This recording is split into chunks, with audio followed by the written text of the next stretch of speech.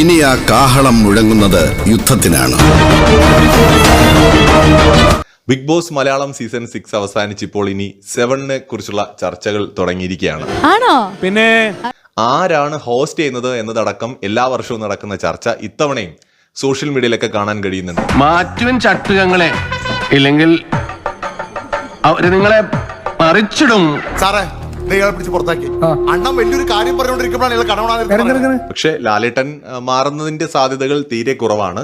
മാറുകയാണെങ്കിൽ ചിലപ്പോൾ ഭാവിയിൽ പൃഥ്വിരാജൊക്കെ വരാൻ സാധ്യതകളുണ്ട്. എങ്ങനെ? ആരാന്നാ? എന്നെ പറമ്പും കാര്യമൊക്കെ ഏൽപ്പിച്ചേക്കണേ.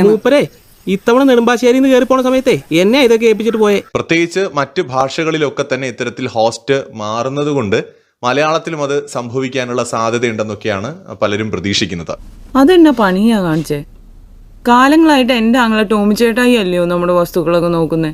ഇതിപ്പോ എവിടുന്ന ഈ സാബ് കയറി വന്നേ? അമ്മ സംഘടനയുമായി ബന്ധപ്പെട്ടുണ്ടായ വിവാദങ്ങൾ അതൊക്കെ കാരണം ലാലേട്ടൻ വിട്ടു നിൽക്കും എന്നൊക്കെയുള്ള തരത്തില് ഒരുപാട് പ്രചാരണങ്ങളൊക്കെ ഉണ്ട്.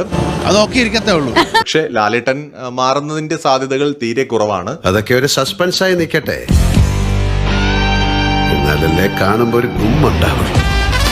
എടാ അതെ, ഈ വാട്സാപ്പിൽ ഇതുപോലുള്ള ഒരുപാട് ഫേക്ക് ന്യൂസുകൾ വരും കേട്ടാ.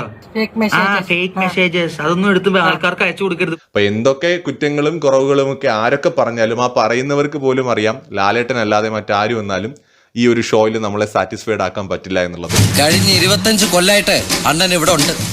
ഇനിയുള്ള 25 കൊല്ലവും അണ്ണൻ ഇവിടെ തന്നെ കാണും.